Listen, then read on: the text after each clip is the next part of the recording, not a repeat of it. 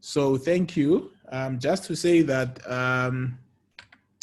for the next 2 months, starting last week, we are running a promotion on our training programs where you'll be eligible for significant discounts if you register as a group, but the discounts would be for the person who convinced the group, right? Actually, if you get there, I think it's about 8 or 10 people, you might even do some of our courses for free. So have a look at our Facebook page or even email us, and then I will then keep you updated. Right. As people are starting to join in, can you tell me how you are feeling this evening? There is a survey which I have posted. You should see questions asked whether you are happy, okay, sad, if you're not sure. Let's all try to participate. It's, yes.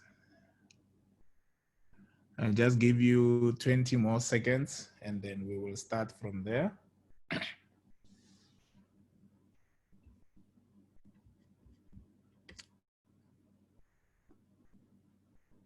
Yes, let's all vote. I'm sure you can see it.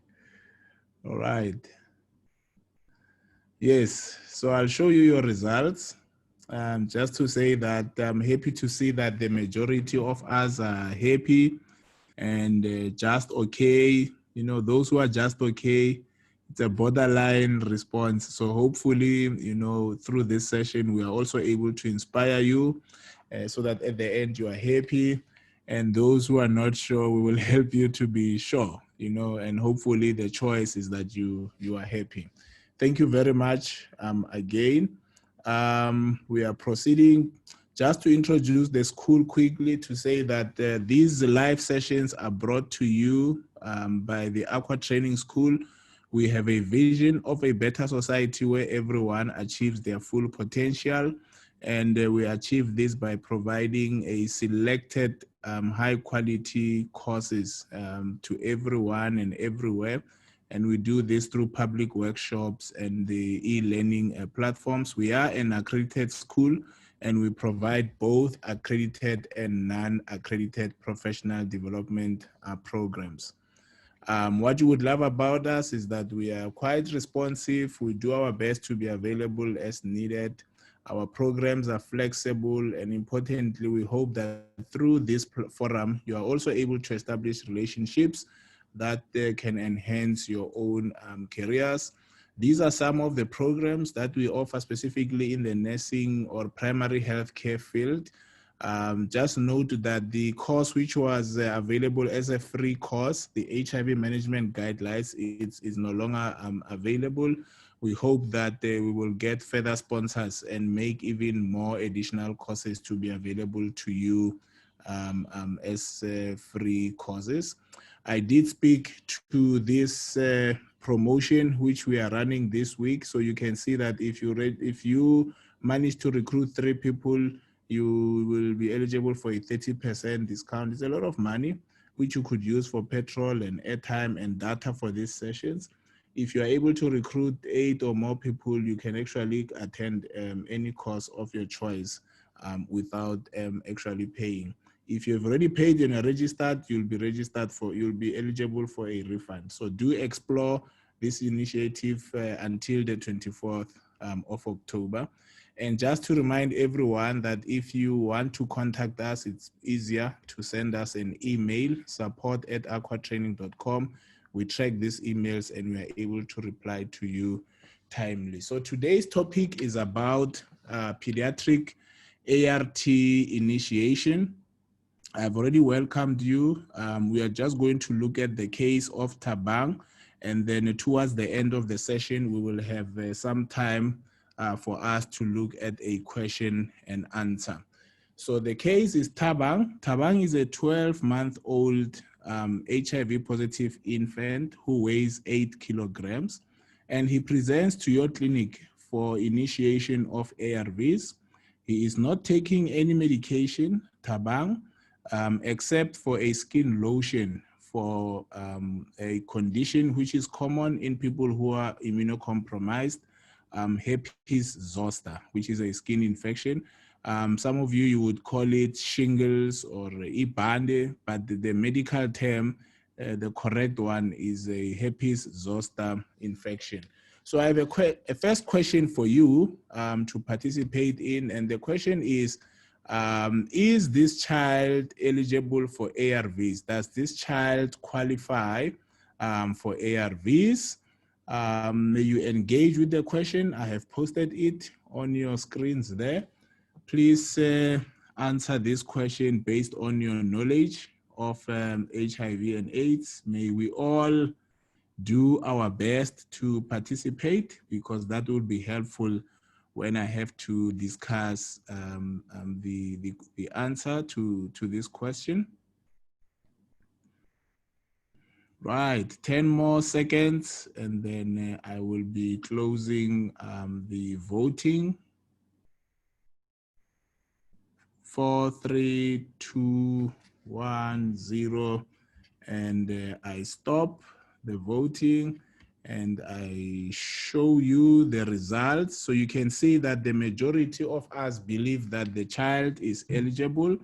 There's few who said no, and then also few who said they were not sure. Sometimes not sure is a good answer, because it means you are able to know when you don't know, and you're able to consult your mentors or even your other clinicians to get more information. However, this child is eligible for ARVs because in today's context, right, patients who are HIV positive are eligible for ARVs irrespective, right, of their clinical presentation or their CD4 count, So the only thing is that if they have very bad infections, we might delay starting ARVs, but actually they do qualify for ARVs.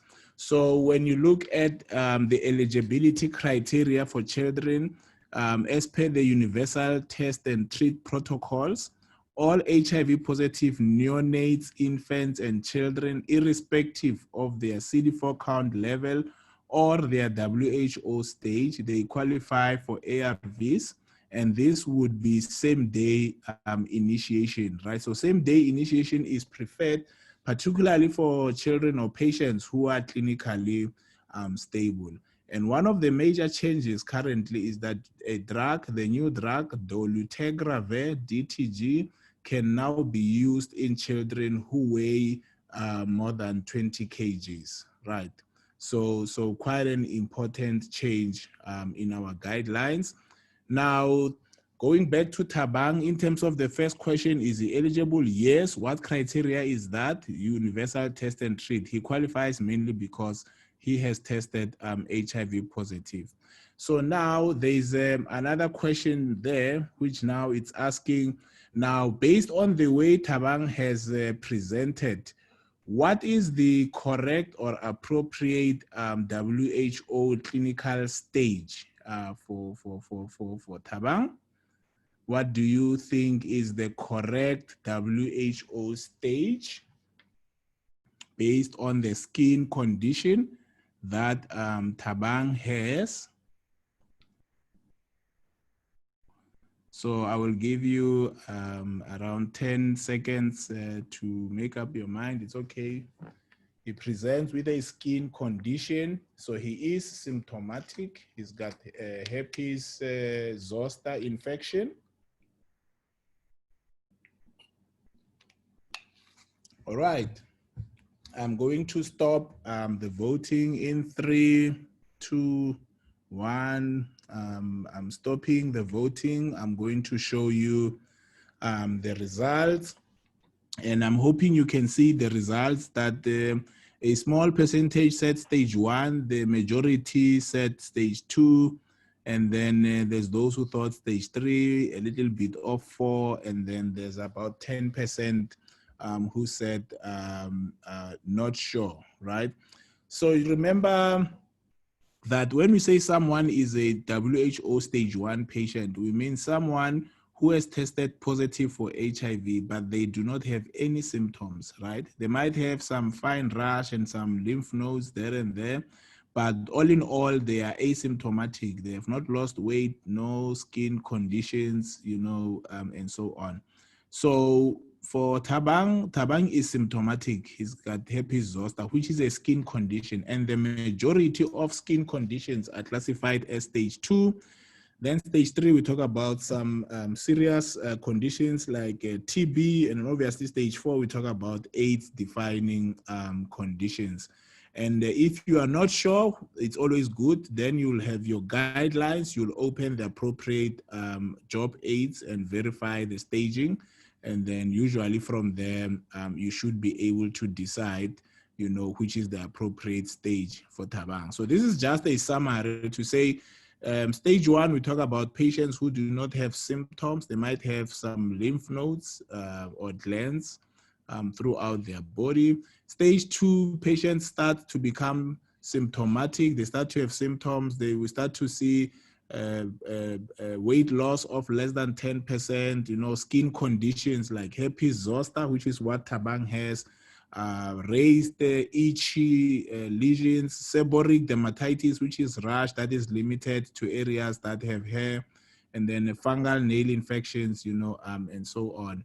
Stage 3, obviously, things are getting a bit serious. The weight loss is now more than 10% of the body weight, diarrhea for more than 1 month, sores in the mouth, which can either be hairy leukoplakia or candida. Pulmonary TB, so TB in the lungs is a stage 3 condition. If it is extra pulmonary TB, it becomes a stage 4 condition. And some serious bacterial infections like a pneumonia, bacterial meningitis, right? Remember, if it was cryptococcal meningitis, it will be a stage 4 condition. TB meningitis, stage 4, but just a basic meningitis due to bacteria, that would still remain a stage 3 condition, right? Then you've got stage 4, and here now we're talking about patients who are very sick, where if we do not start ARVs, we might not be able to save these patients. So cryptococcosis, like cryptococcal meningitis, is a stage 4 condition. Now the weight loss does not only involve fat, now they are losing muscles, and we talk about wasting syndrome, TB outside of the lungs, PJP, pneumonia. So these are very bad, infections. Kaposi sarcoma, which is a malignancy, primary CNS lymphoma, a very bad infection, invasive cancer of the cervix. So all these conditions would then be classified as stage 4 conditions. So going back to our case, Tabang had herpes zoster. Therefore, we believe that the appropriate WHO staging for Tabang is stage 2, right? Even if his CD4 count was high, it's 1,000. Remember, when we stage, we don't look at the CD4 count, we look at the clinical presentation that the patient has. Some patients are asymptomatic, but when you do their CD4 count, it's 1, right? Yes, the CD4 count is low, but in terms of staging, clinically, based on the clinical presentation, the patient remains a stage 1 patient. So that is very important, right? So now there is a next question to say, yes, we say Tabang qualifies for ARVs and he is HIV symptomatic. So when will you start ARVs and what is the appropriate regimen and dose for this medication? I'm interested to see whether you'll be able to engage with the voting around the regimens, which I will show you immediately after you have opted. I've given you 4 regimens to choose from. So which of these 4 regimens is the most probable or suitable ART regimen for a child? Remember, Tabang is 1 year old and he weighs 8 kgs, right? I know this will be a difficult one, but I know by the end of this session, you will be experts in choosing regimens for children. Let me give you 10 more seconds for you to think through the different regimens and decide.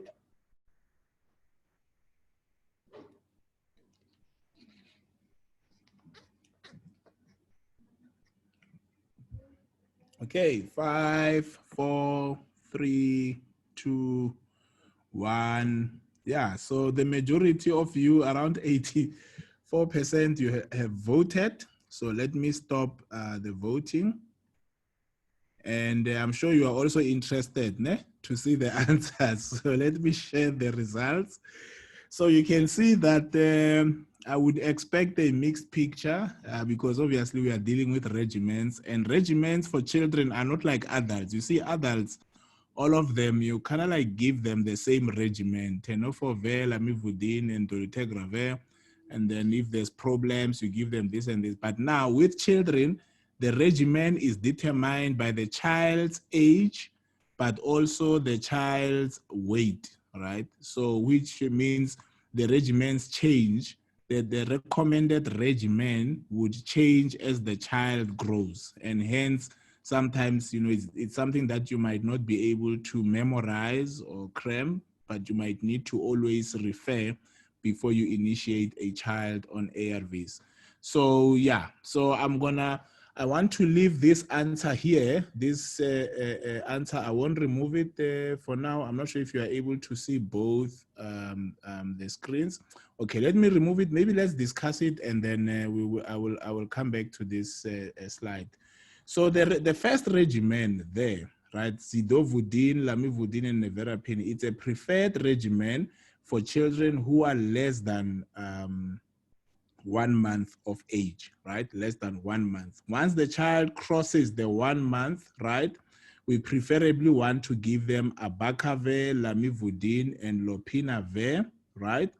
And as the child grows, if the weight of the child crosses 20 kgs, remember I had said earlier that you can give dolutegravir in children as long as their weight is above 20 kgs. Therefore, they would qualify, for a combination of abacavir, lamivudine, and dolutegravir, right? And then the final regimen is for the older child. You can only give tenofovir, right? Specifically tenofovir in children who are older than 10 years. So that's the first requirement. And you can see Tabang is 1 year old, right? So so that this regimen we cannot give to tenofovir, to Tabang. So if you can only give tenofovir if the age is above 10 years and the weight is above 34 kgs, right? So Tabang, this regimen won't be suitable, and dolutegravir again is not suitable for Tabang because remember I said you can only give it if the child's weight is above 20 kgs, right? So probably abacavir, lamivudine, lopinavir, ritonavir is probably the best regimen for this child. This regimen, we give it to newborns, especially those who are born with HIV, and it's a transition regimen, right? We only give it to children who are less than 4 weeks old because we cannot give abacavir or lopinavir, ritonavir in children who are less than 1 month old. So that's why I was saying it's a chain of events, and as the child grows, they qualify for even better regimens. Right. So I'm going to then continue and teach you more on these the choice of regimens and how you go about it. So remember here the question was: is this child? When will you start the child on ART? And you might want to take a picture of this slide because this slide is very powerful. Ne? It gives you the 6 steps for ART initiation in children. And what we need to decide, the first step is to decide if the child has a confirmed HIV status. What is key is that we don't diagnose HIV with 1 test. Always you need 2 positive tests, right? So even if they tell you the child is positive, you want evidence that the child was tested at least twice and you have a confirmation that the child has HIV. But remember, the confirmatory test, the second test, should not delay the starting of ARVs. So as soon as you get the first test, you start ARVs, then you repeat your PCR, but it's important that you check those results because if the second test comes back negative, probably you should reconsider whether the child is positive or not. So once you have confirmed the HIV status of the child, decide if the child is eligible, which is a question we had already answered. We said that Tabang is eligible because Tabang has tested HIV positive under the universal test and treat. Now we believe the child is eligible. Now we need to check whether at home there is someone who would be able to provide the medicine. So we need to decide if the caregiver is able to give the drugs, right? And then they need to be prepared. We need to educate. We also need to get another secondary supporter at home who can give the medicines if the primary caregiver is not around. Then if they are able to give the medicines, the child is eligible and we have confirmed the status, we need to decide if this is a stable patient who can be initiated by a nurse, right? Very, very, very important. So if you are dealing with children who are weighing less than 3 kgs, a child who's very sick, a child who's got TB, if you do not have confidence initiating ARVs for patients who are also taking TB drugs, you should probably consider referring or initiating this child under the support of an experienced clinician. So if you look at our case, it's herpes zoster. Really, it's a very basic condition. You should be able to initiate this patient independently as a nurse if you are NIMARC trained, especially if you went through the mentorship program and you were certified to be competent, okay? Now we need to assess and look at the baseline information, and you can see before you start ARVs, you need to plot the child's weight and height, the head circumference. We need to assess for malnutrition, ensure that the child is feeding well, assess the development milestones. Can the child talk, walk, based on the different development expectations by age. Assess and classify for TB risk. Like this child, we have to screen the child for TB. Then the WHO stage, which we have done, and we said the child is stage 2. Then there are test results. You might need to do your HB, your CD4 count as baseline, and then your cholesterol if you are going to give lopinavir, ritonavir. And remember, we are going to give it for this child because we chose a regimen that has abacavir, lamivudine, lopinavir, and ritonavir. And then obviously you deal with the results. If the results are abnormal, then you have to deal with those results. Once you have done all the 5 steps, then you can start the child on ARVs, the appropriate regimen as per the age of the child and also the weight of the child.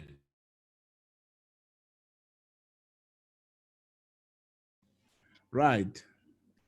So just to remind you, before I show you the regimens, just remember that it's always important to understand how to formulate, an antiretroviral drug regimen.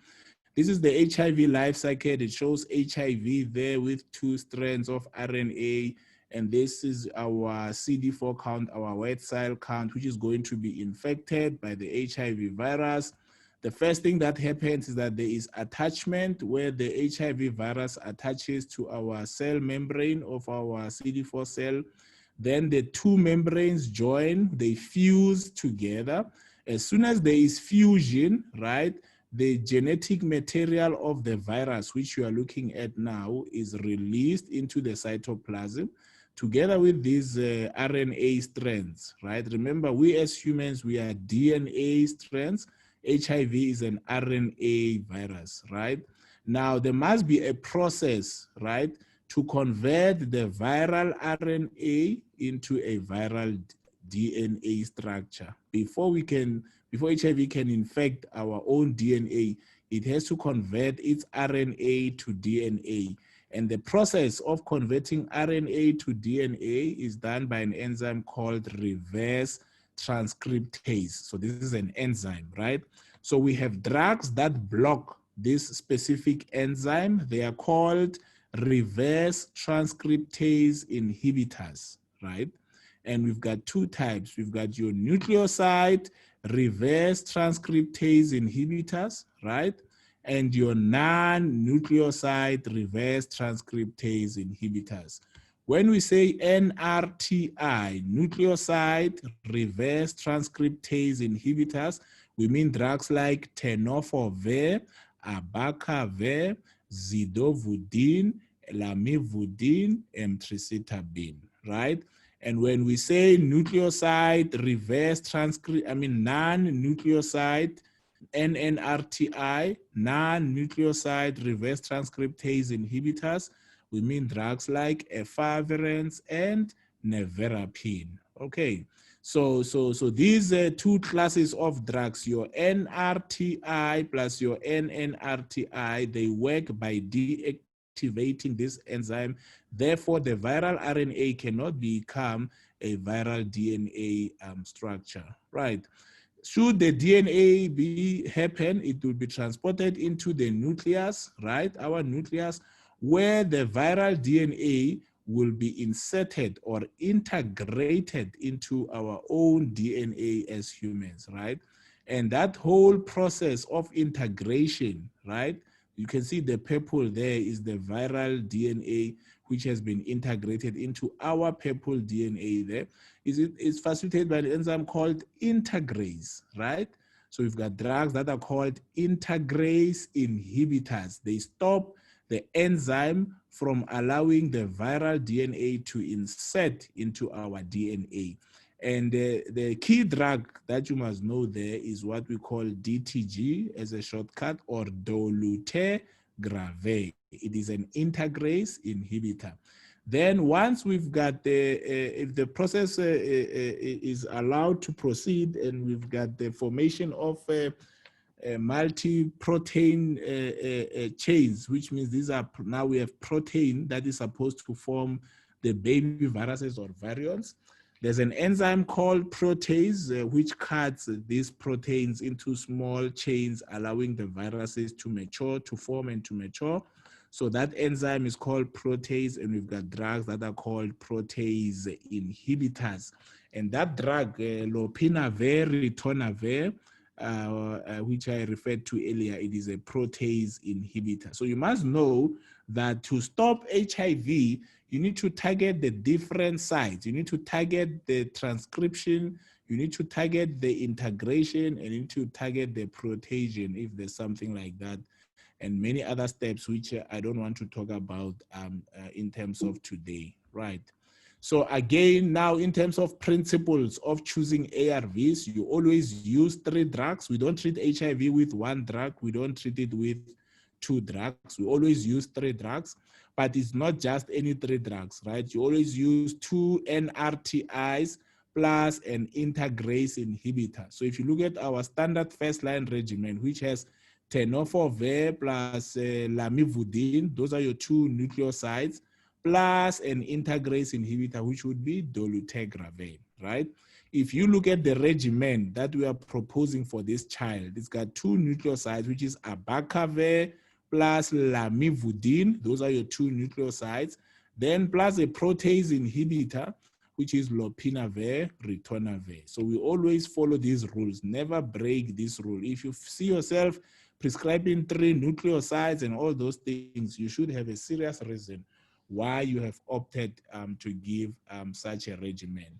So here are the regimens for the children. Like I said, if the child is less than 1 month of age, the preferred regimen is zidovudine, lamivudine, and nevirapine, right? This is a regimen in transition. As soon as the child is older than 1 month, and the weight is less than 20 kgs, we would prefer to give the child abacavir, lamivudine with lopinavir and ritonavir, right? Just remember that if the child is older than 3 years or the weight is more than 10 kgs, you can actually replace the lopinavir with efavirenz capsules. Ne? And I said the dolutegravir, our integrase inhibitor, can only be used if the child's weight is above 20 kgs, right? So if you look at Tabang, Tabang's weight is 8 kgs and the age is 1 year of age. So the correct regimen is abacavir, lamivudine, and lopinavir, ritonavir, right? This regimen here, you'd only give it to older children, adolescents, who have a weight above 34 kgs and they are older than 10 years, because that's the only time you can give tenofovir to your patients, right? And again, this shows just as a timeline to say a newborn baby, we would prefer zidovudine, lamivudine, and nevirapine. Once they cross the 3 kg area and they are more than 1 month of age, abacavir, lamivudine, and lopinavir is the best regimen. If they are now older than 20 kgs, lopinavir can then be replaced by dolutegravir. And then once they cross the 35 kg line, we can safely probably give them tenofovir as part of the regimen. The reason why we would want to give them this regimen here is because here we are talking about 1 tablet once daily, right? And here they still have to take multiple tablets or 2 tablets or 3 tablets and so on as needed, right? So I'm hoping in terms of regimens, you know, you are with me and I didn't lose you, which is very important. Now, choosing the regimen is one of the steps, but then you need to determine the dose, right? So we have chosen the regimen. Our regimen is abacavir, lamivudine, and lopinavir, ritonavir. So how do we determine, you know, the dose for this child? So number one is that there's a pediatric dosing chart, and it's got the different drugs using different colors. You can see abacavir in red there, lamivudine is yellow, zidovudine, and then lopinavir is this purple, something like that. So firstly, which regimen did we choose? We chose abacavir, lamivudine, so we chose red plus yellow, and then purple, which is lopinavir, ritonavir dose, right? And the child's weight is 8 kgs. There's 8 kgs there, 8 kgs. So now at 8 kg, what are the drug doses that we must prescribe? So you go to the gray area there, you say my child is 8 kgs. You say the first drug is abacavir, so the child must get 4 mils BD per os. So you'll prescribe abacavir, 4 mils BD per os, plus lamivudine, 4 mils BD per os, plus lopinavir, ritonavir, 1.5 mils BD per os. You see, if you do it like that, then you don't go wrong. So you start by selecting the appropriate regimen, then you go to the dosing chart, and then if you get to the dosing chart, you just win. And then the child is also here at the bottom, the right bottom. The child is also eligible for cotrimoxazole. Why is the child eligible? Because the child is HIV symptomatic. Remember, stage 2, stage 3, stage 4, all those patients must be on cotrimoxazole, right? So, and the child's weight is 8 kgs, which is it. So the child will get 5 mils daily of cotrimoxazole and 2.5 mils daily of the multivitamin. So quite useful and important, this dosing chart. You must have it with you all the time. So prophylaxis therapies, yes, the child it is indicated in this child because the child is stage 2. So you would prescribe the correct dose. I think it was 5 mils per os daily. Now, TB preventative therapy, I will show you now how to deal with it. And the child is not eligible for fluconazole prophylaxis. The child does not have a positive crack antigen. So let's look at the TB preventative therapy. So in terms of INH prophylaxis, or what we call TB preventative therapy, for children, there's 3 kinds of groups. The first group is children less than 5 years, right? All of them, whether positive or negative, right? If there is a contact at home, if there is an adult who's got TB, those children should be screened for TB symptoms. And if they don't have TB symptoms, we should initiate INH prophylaxis for 6 months, right? So that's very key. Ne? Now, and remember, this is what we've been doing for years. Whenever we get an adult who's got TB, we will say, do you have a child under 5? If they say yes, we want to assess the child. If the child does not have TB symptoms, we give them INH prophylaxis for 6 months. Now, here's another issue. Now, from 5 years going upwards, only HIV positive children, right, would qualify for INH prophylaxis. And all children generally qualify for INH prophylaxis if there is a contact. In other words, if you have a 10-year-old HIV positive child, where there's no adult at home who has TB, that child does not qualify for INH prophylaxis. So under the current guidelines, right? So that's very important.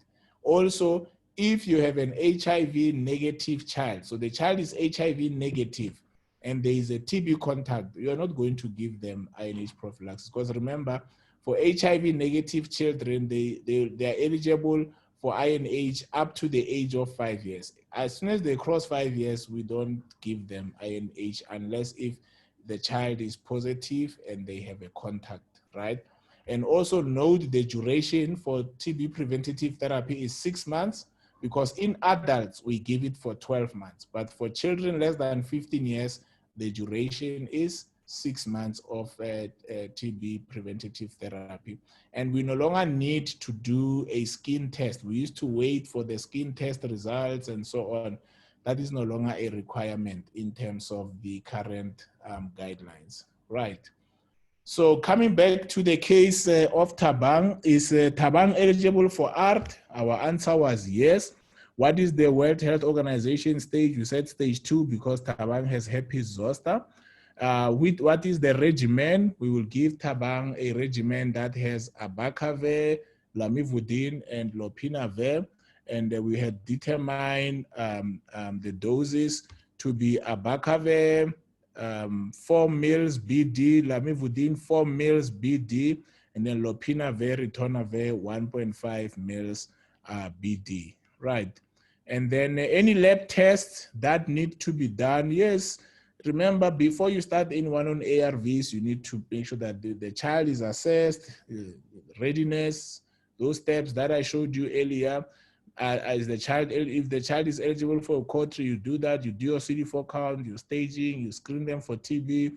Like now, the child has herpes zoster. We need to treat that herpes zoster, but the child is on treatment already. I presume the lotion that they are using, if they got it from a clinician. And then the psychosocial aspects. Please, for children, don't forget this part. Children can't give themselves treatment. They rely on someone else at home to give them the medicines. So if we didn't empower someone at home and did not deal with the social aspects around children, we might put the child at risk, right? Again, in terms of those baseline tests, it is the step 5 on your IMCI initiation process. There's a list, weight monitoring. I think we did this earlier, your WHO staging, the blood test, HB, and your CD4 count, assess for malnutrition, screen for TB, all those things need to be done before we start the child on ARVs. This is a table generally for adults, but it talks to when to repeat the different tests. So if you do an HB, you'll do it at baseline, then you must do it at 3 months, 6 months, and so on. IPT, TB screening every visit, it must be done. WHO screening every visit, the weight and so on. So just to say that, make sure that you do the correct tests. And remember, we are starting the child on lopinavir, ritonavir. We might need to do the cholesterol, but I know that for children, this test is not necessarily necessary. We don't expect newborns to have high cholesterol levels, right? Now, the final scenario around Tabang, Tabang is back, after 3 months of starting ARVs. The mother reports that Tabang was started on TB treatment. You see, this is quite common. Remember the regimen that we have started Tabang. It's abacavir, lamivudine, plus lopinavir, ritonavir. Now the mother comes back and says, I went to the hospital and then they've started Tabang on TB treatment. So what are your concerns, right? So the key concern here is that, well, Tabang is now, deteriorating a bit. He has now developed TB whilst on ARVs. So that is your concern.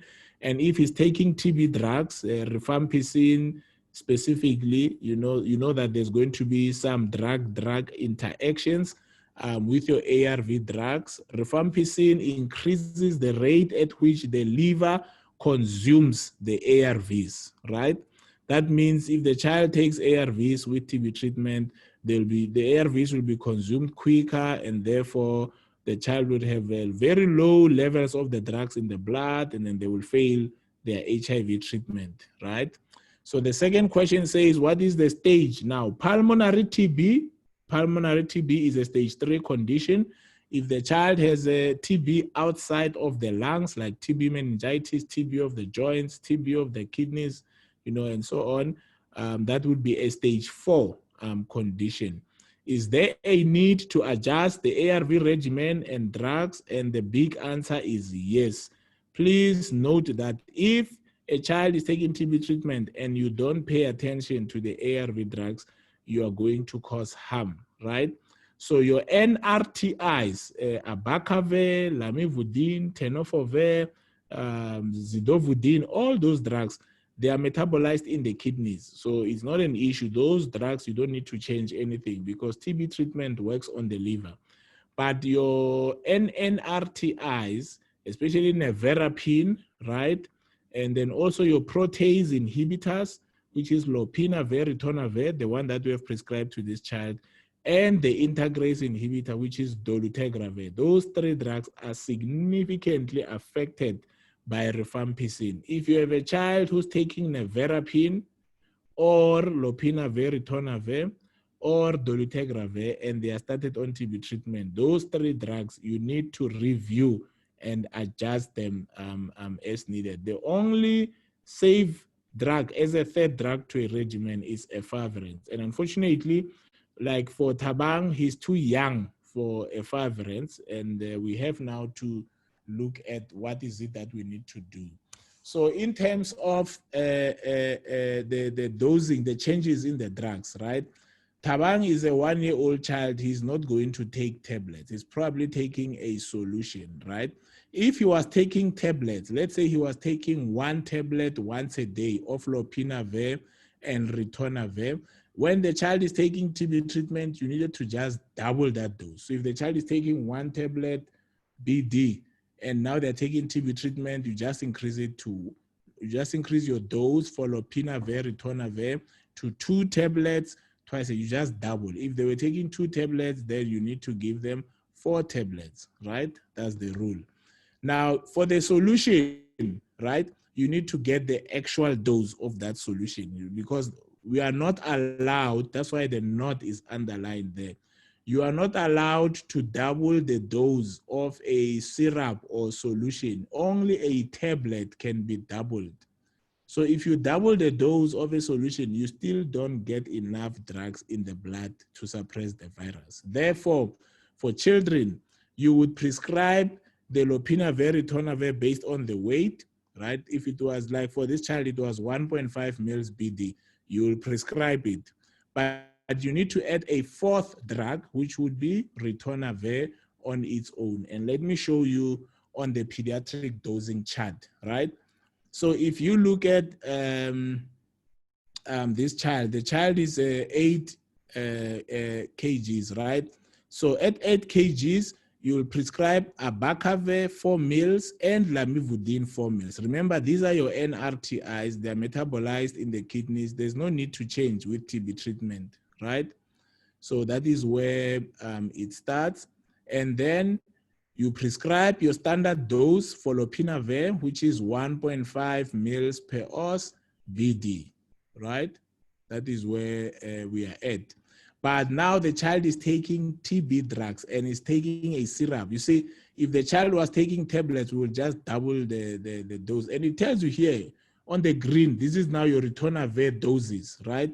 It says here, you need to prescribe abacavir 4 mils BD, lamivudine 4 mils BD, lopinavir, ritonavir 1.5 mils BD plus ritonavir 1.5 mils BD. So the child will take 1, 2, 3, 4 drugs, right? If they are taking a TB drug regimen that has rifampicin. If you do have the powder version, you can give the 100 milligrams packet. But you can see now on the tablet side, there's a clear message: do not use double dosing tablets, because we know that you cannot give tablets to a 12-month-old child, right? So you cannot double dose this child. So this child would get abacavir 4 mils BD, lamivudine 4 mils BD, lopinavir, ritonavir 1.5 mils BD per os. That is without TB. If there's TB, you need to add a fourth drug, which is ritonavir syrup, 1.5 mils per os BD, to counter the effect of the TB drugs that are going to consume your ARVs very quickly. So that is a very important lesson, and it is quite common. And if you do not add this ritonavir drug to the regimen when the patient has TB, the poor child is going to fail the treatment. She'll come back with high viral loads, not because of poor adherence, but because of iatrogenic causes. Me and you, we have failed this poor child, right? And please remember, as I close this today's topic, when children are not well, their mothers just want their children to be well. We are also consumed by that, and we address the issues of the child. Please don't forget the mother. Whenever you see the child, think about the mother. If you see a mother, think about the child. We have to manage both of them. And this child here, if you ask her, she will tell you she prefers to be alive and kicking, but with her mother. So it's very important that the same mother or guardian who brought in the child, we also assess them. Are they stable? If they are HIV positive, we put them on ARVs. We make sure that they are healthy, their viral loads are suppressed, and then we save both parties. In closing, don't forget that we are running this nice special for you if you're interested in our courses, and do send us an email if you have any further questions. Right. There we go. My teaching stops there. I am off the hook. Now it's your time to engage. And just to thank you for staying until this time. You know, I know it's family time, but one appreciates you guys taking